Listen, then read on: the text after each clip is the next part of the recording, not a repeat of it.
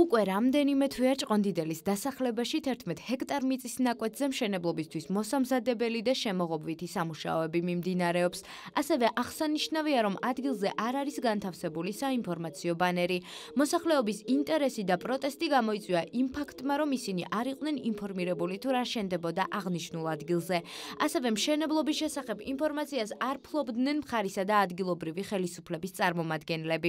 TV4-ის გადაცემა ღია ეთერში იუსტიციის მინისტრმა თეა წულუკიანმა მშენებლობის შესახებ ვრცლად ისაუბრა. სწორედ ამის შემდეგ გახდა ცნობილი, რომ ჭყონდიდელის დასახლებაში ორი პენიტენციური დაწესებულება შენდებოდა. ჭყონდიდელის დასახლებაში მცხოვრებლების პროტესტი ამ დრომდე გრძელდება. ადგილობრივებმა დღეს მშვიდობიანი აქცია გამართეს და ობიექტზე მომუშავე ტექნიკას სამუშაოების ჩატარების საშუალება არ მისცეს. რუსთაველები ციხის მშენებლობის შეჩერებას მოითხოვენ. მათი თქმით, პენიტენციური დაწესებულება საცხოვრებელი სახლებიდან რამდენიმე მეტრით არის დაშორებული, რაც დაუშვებელია და მცირეწლოვანი ბავშვებისთვის საფრთხის შემცველიცაა. მე არ მინდა რომ ჩემი შვილები ციხის გვერდზე გაიზარდონ. არ მაინტერესებს დანარჩენი, არც პოლიტიკა, არაფერი არ მაინტერესებს რა. მე არც პარტიას ცხოვრებაში სახელები და გვარებიც არ ვიცი ვინ არის. კაცო, ჩემი პრობლემა ეს არის რომ ხობის გვერდზე ციხე მაქვს. დანარჩენი არაფერი არ მჭირდება. თვითონ მოაგვარო ყველაფერი. ხალხმა წამოვიწყეთ ეს, აი ბავშვებს მოვკიდეთ ხელი და გამოვედით, რომ ვიცი მიიღო ეს გადაწყვეტილება, მოვიდნენ და გავქცენ პასუხი ჩვენ შვილებს რა. ვინმე მოვიდა გკითხა, ხალხო, ევროდონეზე ციხე გირჩევნიათ თუ აი ამისა ნაგავსაყრეს ყურება. მე მაგალითად და უმრავლესობას ჩვენ ხალხს ნამდვილად გვერჩევნოდა ჩემ შვილებმა ნაგავსაყრეს გვეყურებინა და იმ სიბწვანე მაინც ზაფხულში დავინახავდით. არამს თუ აი მართუხ ოქროსი რო იხეს არ გინდა. აგერ ცხოვრობა, აი კერძობინა პირველ რა გავაკეს სამი შვილის დედა ვარ. ჩემ შვილები საწავიყვანო, ჩემ ბინას ფასი აღარ აქვს. ვის უნდა ციხის გვერდზე იცხოვრობს? ახალგაზრდების სახელით ჩვენი უბნელები თვლით რომ არ არის სწორი, ჩვენთან აქ არ უნდა შენდებოდეს ციხე, მით უმეტეს ამხელა ზონა არის და კარგი იქნება თუ გააკეთებენ სხვა სკვერს ან რაღაცას, ციხე ააშენონ ის ადგილში, სადაც მოსახლეობა არ არის. პროტესტს გამოხატავთ ამით, რომ ავაგროვებით პეტიციას, როგორც ბატონმა მერმა თქვა და ამ პეტიციის თანახმად მე მათგან უკვე არის, აი გვეუბნებიან რომ გვერდში დაგიდგებით და ამ ყველაფერს და ნახოთ როგორ გადაწყდება. ჩვენ ვითხოვთ ერთადერთ რამეს, რომ შეჩერდეს მშენებლობა და საკითხი იყოს შესწავლილი ურბანისტების, არქიტექტორების მიერ. ეს არის მოუმზადებელი გადაწყვეტილება, შეუთანხმებელი იყო ადგილობრივ თვითმმართველობასთან, მოსახლეობასთან, რუსთავთან და შესაბამისად დღეს უკვე პროცესი დაწყებულია. ერთადერთი რასაც ვითხოვთ არის, რომ შეჩერდეს დროებით, მოხდეს საკითხის შესწავლა. თუ ეს იქნება კარგი რუსთავისთვის და ამაზე თუ იქნება არგუმენტები, კი ბატონო, ყველა ხელს აწევს, მაგრამ მე ეჭვება რომ ესეთი არგუმენტი ერთი მაინც იყოს. პენიტენციური დაწესებულებების მშენებლობას აპროტესტებენ ერთიანი ნაციონალური მოძრაობის წევრებიც. საკრებულოს წევრის ნანა შატბერაშვილის განცხადებით აღნიშნულ ტერიტორიაზე ციხის მშენებლობა მიუღებელია და აუცილებელია მოსახლეობის ინტერესების გათვალისწინება.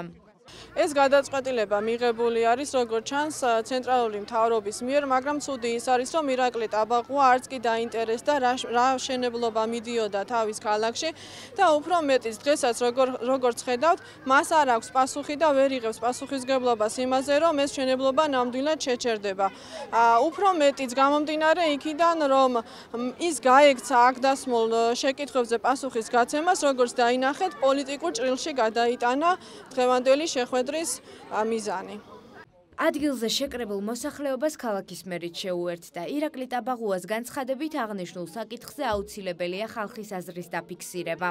როდესაც ესეთი მშენებლობა ტარდება, აუცილებელია გამოკითხვა, კვლევა და იმ აზრის დაფიქსირება აუცილებლად, რაც მოსახლეობას გააჩნია და თუ სამართლებრივ ფორმასაც მივყვებით, ხო, იქ ადამიანებს, რომლებმაც თქვათ რადიკალურ ნაბიჯს შეიძლება მიმართოს და ის რომ მათი ბებია ბაბუები ცხოვრობენ და ბინის გაყიდვა სცადონ და სხვა ადგილზე გადასვა, მათ ამის საშუალება აღარ აქვთ, იმიტომ რომ უძრავი ქონების ფასმა რადიკალურად დაბლა დაიწია. მინდა მოუწოდო ნუ ჩაერევა, მოდით, ქალაქ რუსთავის მოქალაქეების ერთიანი აზრის და სწორი მიმართულების გამოხატვაში. მოსახლეობის პოზიციას მე სამართლებრივადაც ვეთანხმები და უფლებაც არ მაქვს რო არ დავეთანხმო. ადმინისტრაციული, ტერიტორიული ერთეული არის ქალაქის თუმცა რეგისტრირებული იყო სახელმწიფო საკუთრებად. ფაქტიურად აი ამ პროტესტთან ერთად და მოსახლეობის კითხვასთან და ჩვენ კითხვასთან და ინტერესთან ერთად ფაქტიურად ერთობლივად გავიგეთ ეს ყველაფერი, იმიტომ რომ სამუშაოების მიმართულებაზე